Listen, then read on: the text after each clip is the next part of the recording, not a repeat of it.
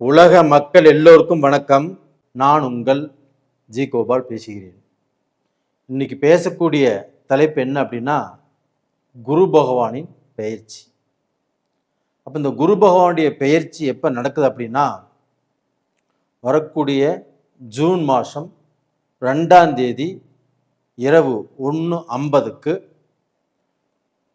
மிதுனத்திலிருந்து பெயர்ச்சியாகி கடகத்துக்கு உச்ச பலத்தோடு குரு பகவான் சேர்றாரு.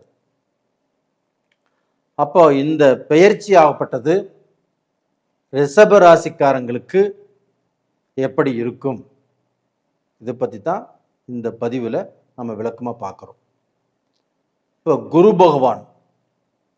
பகவான் அப்படின்னா நவ கிரகங்களில் முழு சுப கிரகம் அப்படின்னு வர்ணிக்கக்கூடிய அந்த குரு பகவான் தான் இப்போ பார்த்தீங்கன்னா பெயர்ச்சி ஆகிறாரு. அப்போ அந்த குரு பகவான் அப்படிங்கிறது முழு சுபகிரகங்கள்.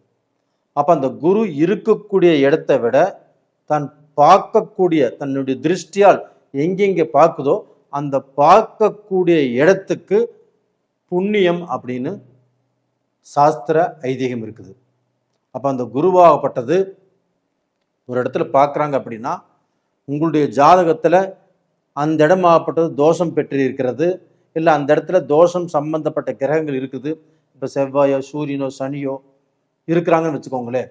அப்போ உங்களுடைய ஜாதகத்தில் 2ஆம் இடத்துல செவ்வாய், இல்லைன்னா 2, 4, 7, 8 இந்த மாதிரி இடத்துல செவ்வாய் இருக்கிறாங்க, இந்த மாதிரி இடத்துல சனி இருக்கிறாங்க, சூரியன் இருக்கிறாங்க அப்படின்னா, அந்த தோஷம் படைத்த கிரகங்களை அந்த குரு பகவான் பார்க்கும்போது அந்த தோஷங்கள் வேலை செய்யாது.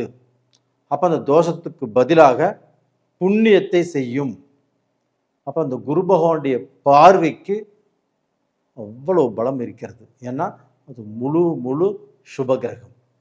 அதே சமயத்தில் குரு அருள் இல்லையேல், அதாவது பார்த்தீங்கன்னா குரு அருள் இல்லைன்னா எந்த ஒரு அருளும் இல்லைன்னு சொல்லுவாங்க. அப்போ பார்த்தீங்கன்னா ஒரு மனிதன் வாழ்க்கையில் நல்ல அந்தஸ்தோட நல்லா வாழணும் அப்படின்னா அந்த குருடைய அருள் இருக்கணும். அப்போ ஒரு மனுஷனுக்கு பார்த்தீங்கன்னா இன்னைக்கு நல்ல செல்வந்தரா செல்வாக்கா காசு பணம் எல்லாமே சம்பாதிச்சு நல்ல திருப்தியா அடுத்தவங்க பார்த்து பொறாமைப்படக்கூடிய அளவுக்கு நல்ல செல்வந்தரா இருக்கிறாருன்னு வச்சுக்கோங்களேன். அதற்கு காரணமும் குருடைய அருள் தான். குருடைய அனுகிரகம் இருக்கிறது அவங்களுக்கு. அது போக பார்த்தீங்கன்னா ஒருத்தர் பார்த்தீங்கன்னா பட்டம் பதவி, ஒரு நல்ல வேலை, ஒரு ஜட்ஜாக இருக்கிறாங்க, இல்லைன்னு பார்த்தீங்கன்னா ஒரு கோயில் நிர்வாகத்தில் பார்த்தீங்கன்னா ஒரு நல்ல பொசிஷனில் இருக்கிறாங்க. அப்போ பார்த்தீங்கன்னா ஒரு கோயிலில் தர்மகர்த்தாவாக இருக்கிறாங்க. அது போக ஒரு அரசியலில் ஒரு கவுன்சிலராக இருக்கிறாங்க, ஒரு பிரசிடெண்ட்டாக இருக்கிறாங்க, ஒரு எம்எல்ஏவாக இருக்கிறாங்க, ஒரு எம்பியாக இருக்கிறாங்க, ஒரு சிஎம்மாக இருக்கிறாங்க, ஒரு பிஎம்மாக இருக்கிறாங்க. அப்படி இருக்க வேண்டும் என்றாலும் அவங்களுக்கு அந்த குருவுடைய அருள் இருந்தால் மட்டும்தான் அப்படி இருக்க முடியும். அப்போ பார்த்தீங்கன்னா ஒருத்தர் குழப்பத்தில் இருந்து ஒருத்தருக்கு பார்த்தீங்கன்னா குழப்பத்தில் இருந்து அவர் பார்த்தீங்கன்னா தவறான பாதையில் போயிட்டு இருக்கிறார்.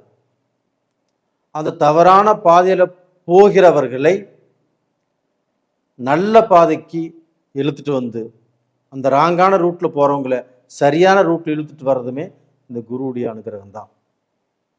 அது போக ஒருத்தர் பார்த்தீங்கன்னா துக்கத்தில் இருந்து வேதனையில் இருந்து ஒரு நல்ல மகிழ்ச்சியான இடத்துக்கு வராரு அப்படின்னா அந்த குருவுடைய அனுகிரகம் இருந்தால் மட்டும்தான் அந்த நல்ல மகிழ்ச்சியான இடத்துக்கு வர முடியும்.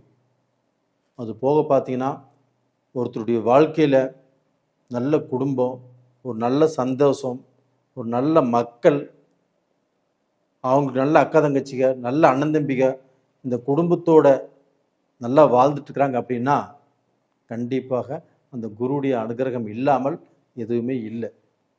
பெரும் பணத்துக்கு பெரிய கோடீஸ்வரர் ஒருத்தர் இருக்கிறாங்க, பெரிய பெரிய ஃபேக்ட்ரி வச்சுருக்குறாங்க, பல 100 கோடி அவங்க ஆஸ்தி அந்தஸ்து இருக்குது.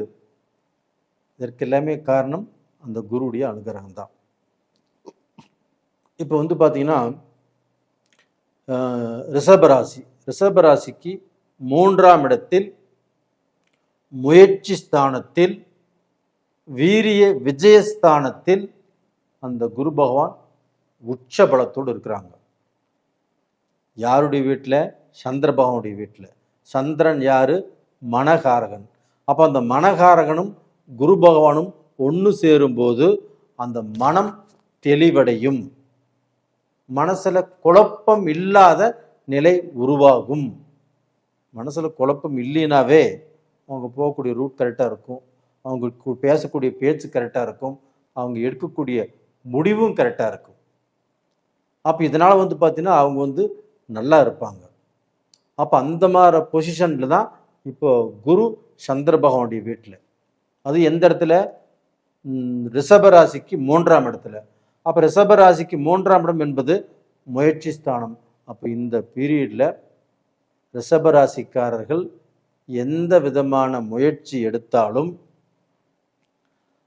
தான் ஒரு பிளான் பண்ணியிருக்கிறாங்க, அந்த பிளான் வந்து பார்த்தீங்கன்னா இப்போ சக்ஸஸ் பண்ண போகிறாங்க, கண்டிப்பாக சக்ஸஸ் ஆகும். அப்போ வந்து ஒரு 4-5 வருஷமாக திட்டம் போட்டுகிட்டே இருக்கிறாங்க, அதுக்கு செயல்படுத்துறதுக்கு தடங்கள் ஆகிட்டே இருக்குது, செயல்படுத்தணும்னு நினைக்கிறாங்க, முடியல. இந்த பீரியடில் அவங்க நினைத்தால் அந்த திட்டத்தை, அந்த முயற்சியை செயல்படுத்த முடியும். உறுதியாக சொல்கிறேன், கண்டிப்பாக முடியும். ஏன்னா அந்த குரு உச்ச பலத்தோடு இருக்கிறதுனால, அந்த சந்திர பகவானுடைய வீட்டில் இருக்கிறதுனால, அந்த சந்திர பகவான் உங்களுடைய ராசியில் உச்சம் பெறுவதால் கண்டிப்பாக ரிஷபராசிக்காரங்களுக்கு ஒரு முழு சக்சஸ் இருக்குது. கடந்த ஒரு 5 வருஷ காலமாகவே, ஏன் 3 வருஷ காலமாகவே ரிஷபராசிக்காரர்கள் நல்ல வாழ்க்கை இல்லை, ஊருக்கே உழைக்கிறாங்க, எல்லாத்துக்கும் நல்லது பண்ணுறாங்க. தன் கூட பிறந்த அக்கா, தங்கச்சி, அண்ணன், தம்பி, அப்பா, அம்மா எல்லாத்துக்குமே நல்லது பண்ணி, எல்லாத்துக்குமே உழைச்சு அவங்க நல்ல பேர் வாங்கலை. வாழ்க்கையில் அவங்களுக்கு கிடைச்சது பூரா அனுபவம் மட்டும்தான். அப்போ அந்த அனுபவம் தான் இன்னைக்கு அவங்களுக்கு சொத்து. அந்த சொத்தால அவங்க வாழ்க்கையில முன்னுக்கு வர்றாங்க. இனிமேல் அவங்க குடும்பத்துக்கோசரம், அவங்களுக்கோசரம் வாழ வேண்டிய காலகட்டம் வந்தாச்சு. அதே குரு பகவான் ஆப்பட்டது, அந்த குரு பகவானுடைய திருஷ்டி, அந்த குரு பகவானுடைய பார்வை கரெக்டாக ரிஷபராசிக்கு 7ஆம் இடத்தை பார்க்குது. இப்போ 7ஆம் இடம் என்பது என்ன? பார்ட்னர் சம்பந்தப்பட்ட இடம். அப்போ வந்து உங்களுக்கும் பார்ட்னருக்கும் சில மனசங்கடங்கள், மனஸ்தாபங்கள்லாம் வந்திருக்கும். இப்போ வந்து பார்த்தீங்கன்னா நீங்கள் நினச்சா அந்த பார்ட்னர்கிட்ட வந்து பிரிஞ்சுக்கலாம், இல்லை வந்து பார்த்தீங்கன்னா புதுசாக பார்ட்னர் சேர்த்து ஒரு தொழில் தொடங்குற மாதிரி இருந்தால் தாராளமாக தொடங்கலாம். ரெண்டுக்குமே நல்ல டைம் தான். அது போக கலஸ்திர ஸ்தானம், ஒரு ஆணும் பெண்ணும் இணையக்கூடிய ஸ்தானம் அந்த 7ஆம் இடம். அந்த 7ஆம் இடத்துக்கு குரு பார்க்குறாரா? இந்த பீரியடில் யார் யார் எல்லாம் ஒரு பெண்ணும் ஒரு பையனும் வந்து மனசார காதலிச்சுட்டு இருக்கிறாங்களோ, அவங்க வந்து திருமணம் பண்ணிக்கணும்னு நினைக்கிறாங்க, பெற்றவங்க ஒத்துக்குவாங்களா, ஒத்துக்க மாட்டாங்க அப்படிங்கிற குழப்பங்களும் வந்திருக்கலாம். இல்லை அவங்களுடைய பிரச்சனை தெரிஞ்சு அவங்க வந்து பிரேக்கப் ஆகக்கூடிய சூழ்நிலை கூட இப்போ இருக்கலாம். இது எல்லாமே எதுவுமே நடக்காது. அப்போ வந்து பார்த்தீங்கன்னா அவங்க 2 பேரும் வாழ்க்கையில் இணையக்கூடிய ஒரு சந்தர்ப்பங்கள் இப்போ உருவாகும், இந்த 7ஆம் இடத்தை குரு பார்க்கறதுனால. அது போக ரிஷபராசியில் நிறைய பேருக்கு 2 வருஷம் 3 வருஷ காலமாக, 4-5 வருஷ காலமாக திருமணம் பண்ணக்கூடிய அந்த யோகம் வந்தும், திருமணத்துக்கு அவர்கள் ரெடியாக இருந்தும், நல்ல வேலை இருந்தும், நல்ல வருமானம் இருந்தும், உடலில் எந்த குறையும் இல்லாமல் நல்ல ஜென்டிலாக பர்ஃபெக்டாக இருந்தும் அவங்களுக்கு திருமணம் நடக்கலை. அவங்களோட மோசமாக இருக்கிறாங்க, வேலை இல்லை, நல்ல ஒழுக்கம் இல்லை. அவங்களுக்கெல்லாம் பாருங்கள் கல்யாணமாச்சு, குழந்தையாச்சு, இன்றைக்கி நல்லா இருக்கிறாங்க. எனக்கு நல்ல வேலைக்கு போகிறேன், நல்ல வேலை செய்கிறேன், எனக்கு எந்த கெட்ட பேரும் இல்லை, கெட்ட பழக்க வழக்கமும் இல்லை, எனக்கு பாருங்கள் எதுவுமே அமைய மாட்டேங்குது அப்படின்னு நினச்சி மனசுக்குள்ள வேதனைப்பட்டு கொண்டிருக்கக்கூடிய ரிஷபராசிக்காரங்களுக்கு இந்த பீரியடில், அது ஆணாகட்டும் பெண்ணாகட்டும், இந்த பீரியடில் அவர்களுக்கு திருமணம் நடக்கும். அப்போ சம்மந்தி ஆகக்கூடிய வாய்ப்பு உங்களை பெத்தவங்களுக்கு கண்டிப்பாக கிடைக்கும். உங்களை பெத்தவங்க நம்ம பேத்திக்கு கல்யாணம் ஆகுதே, பேரனுக்கு கல்யாணம் ஆகுதே அப்படின்னு அவங்களும் மனதார சந்தோஷப்படக்கூடிய டைம் இப்போ வந்தாச்சு. அது போக பார்த்தீங்கன்னா உங்களுடைய ராசிக்கு 9ஆம் இடத்தை மகரத்தை பார்க்குறாங்க குரு பகவான். அப்போ பார்த்தீங்கன்னா அந்த 9ஆம் இடம் என்பது என்ன? பாக்கியஸ்தானம், ஒரு புண்ணியஸ்தானங்க. குரு பகவானுடைய திருஷ்டி மகரத்தை பார்க்குது. அந்த மகரத்தினுடைய அதிபதி சனி பகவான். அந்த சனி பகவானும் உங்களுக்கு நட்பு கிரகம். அந்த சனி பகவானையும் குரு பார்த்துட்டார். இது ஒரு அற்புதமான டைம், ஒரு அருமையான டைம். இந்த டயத்தில் நீங்கள் ஒரு நல்ல பொசிஷனுக்கு வரல, உங்களுடைய கடன் எல்லாத்தையுமே கட்டி அடுத்தவங்க பார்த்து பரவாயில்லன்னு சொல்லக்கூடிய அளவுக்கு உங்களுடைய வளர்ச்சி கண்டிப்பாக இருக்கும். இது உண்மை, இது உறுதி. அப்போ பார்த்தீங்கன்னா நீங்கள் இப்போ வெளிநாடு போகணும்னு நினச்சாலும் போகலாம். வெளிநாட்டில் பார்த்தீங்கன்னா இறக்குமதி ஏற்றுமதி சம்மந்தப்பட்ட பிஸ்னஸ் நீங்கள் செய்யலாம். அது போக உங்களுடைய அப்பாவுக்கும் உங்களுக்கும் கொஞ்சம் மனஸ்தாபங்கள், கொஞ்சம் மன கஷ்டங்கள் இருக்கும். இல்லைன்னா எதுவுமே கொஞ்சம் ஒத்து வராமல் போயிட்டுருக்கும். இந்த பீரியடில் அப்பாவும் மகனும் சந்தோஷமாக ஒரு ஃப்ரெண்ட்லியாக இணைந்து வாழக்கூடிய வாய்ப்புகள் உருவாகும்.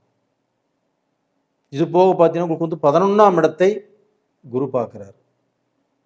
யாருடைய வீட்டை? குருவுடைய வீட்டை குருவே பார்க்குறாரு. அந்த வீட்டில் யார் இருக்கிறாங்க? சனி பகவான் இருக்கிறாங்க. சனி பகவான் யாரு? தொழில்காரகன். சனி பகவான் யாரு? உங்களுக்கு நட்பு கிரகம், உங்களுக்கு அதி நட்பு கிரகம். அப்போ தொழிலுக்கு காரகனும் அந்த சனி பகவான் தான். அப்போ இந்த பீரியட்ல ரிஷபராசிக்காரர்கள் நீங்கள் எந்த தொழில் செய்தாலும் சரி, பொன் தொழில் செய்தாலும் சரி, நீங்க எந்த தொழில் செய்தாலும் சரிங்க, அந்த தொழிலில் உயர்வீர்கள். உங்களுக்கு கௌரவம், மதிப்பு, மரியாதை, அந்தஸ்து இது எல்லாமே படிப்படியாக உயரும். அப்போ நீ கவர்மெண்ட்ல வேலை செஞ்சாலும் ஒரு ப்ரமோஷன் கிடைக்கும். ஒரு வேலையில் இருக்கக்கூடிய பிரச்சனைகள், உங்களுக்கு டிஸ்டர்பன்ஸ் எல்லாமே குறையும்.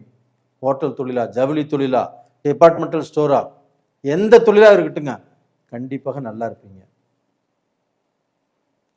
அப்போ இந்த சமயத்தில் நாம் வழிபட வேண்டிய தெய்வம் எது அப்படின்னா, அந்த மகாலட்சுமியை மனதார வெள்ளிக்கிழமை நாளில் வழிபட்டு வாங்க.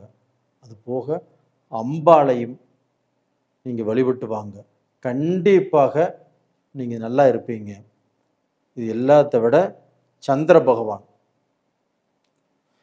அந்த சந்திர பகவானை திங்கட்கிழமை நாளில் வெண் புஷ்பங்கள் இட்டு கும்பிட்டு வாங்க. கண்டிப்பாக உங்களுடைய குறைகள் தீரும்.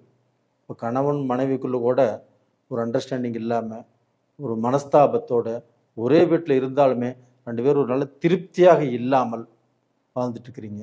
உங்களுக்கு வாழ்க்கையில் இருக்கக்கூடிய குறைகளும் கண்டிப்பாக தீரும். இந்த பீரியடில் பெண்களுக்கு ஆபரணங்கள் செய்யக்கூடிய காலம் இந்த காலகட்டங்கள். அப்போ உங்களுடைய கணவர் உங்களை புரிஞ்சுக்கிட்டு உங்களுக்கு பார்த்தீங்கன்னா ஆபரணங்கள் செஞ்சு கொடுப்பாங்க. இல்லை நீங்கள் அடகு வச்சிருந்த நகைகளை மீட்டெடுக்கலாம். இது கண்டிப்பாக நடக்கும். அப்போ இடம் மாறலாம், வீடு கட்டலாம், நீங்கள் பார்த்தீங்கன்னா தொழிலும் நல்லபடியாக செய்யலாம். இது எல்லா காரியங்களும் நல்லபடியாக நடக்கும். அப்போ இந்த பதிவு உங்களுக்கோசரம் தான் நான் தெளிவாக ஆராய்ந்து போட்டிருக்கிறேன். கண்டிப்பாக நல்லா இருப்பீங்க. நேயர்களே, இந்த பதிவு பிடிச்சிருக்குன்னு நினைக்கிறேன். பிடிச்சிருந்தா லைக் பண்ணுங்கள், சப்ஸ்கிரைப் பண்ணுங்கள், உங்கள் நண்பர்களுக்கும் இதை ஷேர் பண்ணுங்கள். அது போக உங்களுடைய ஜென்ம ஜாதகத்தில் நடக்கக்கூடிய தசா புத்திகளும் இதுக்கு ஒத்து வரணும். அப்படி ஒத்து வந்தால் மட்டும்தான் நல்ல பலன். இது கோல்சார பலன். அப்போ உங்களுடைய ஜாதகத்தில் நடக்கக்கூடிய தசா புத்திகள் சரியில்லை அப்படின்னா இந்த பலன் பார்த்தீங்கன்னா மேலே மயில் இருக்க மாதிரி, மயிலிறகு வந்து ஒரு புண்ணுக்கு மருந்து தொட்டு தொடரணும் எப்படி இருக்கும்? கொஞ்சம் பலன் கிடைக்கும். அந்த பலனாகப்பட்டது உங்கள் புண்ணு ஆறுவதற்கு கண்டிப்பாக வேலை செய்யும். அது மாதிரி வந்து பார்த்தீங்கன்னா, உங்களுடைய தசாபுத்திகள் எப்படி இருக்குது அப்படின்னு நீங்கள் உங்களுடைய ஜாதகத்தையும் பார்த்துக்கோங்க. அது போக இந்த குரு பகவானுடைய பார்வை உங்களுக்கு விருந்து படைக்கும் அப்படின்னு நான் மனசார சொல்லிக்கிறேன். உங்களுடைய ஜென்ம ஜாதகத்தையும் பார்த்துக்கோங்க. நீங்கள் ஜாதகத்தை பார்க்கணுன்னு நீங்கள் விருப்பம் இருந்துச்சுன்னா ஜாதகத்தை அனுப்பிச்சி வைங்க, நான் பார்த்து சொல்கிறேன். நேயர்களே, உங்களிடமிருந்து விடைபெறுவது உங்களின் ஜி கோபால். நன்றி, வணக்கம்.